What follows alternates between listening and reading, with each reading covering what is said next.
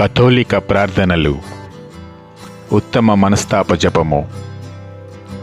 సర్వేశ్వర స్వామి, దేవరవారు మితిలేని సకల మేలుల స్వరూపులై ఉండుట వలన సకల వస్తువుల కంటే మిమ్ము అధికముగా ప్రేమించుచున్నాను.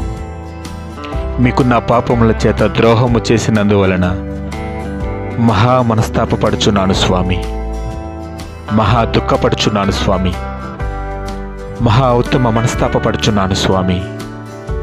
ఇక మీదట ఒక్కనాటికి ఇటువంటి పాపములను చేయనని నిండు మనసుతో గట్టి ప్రతిజ్ఞ చేయుచున్నాను.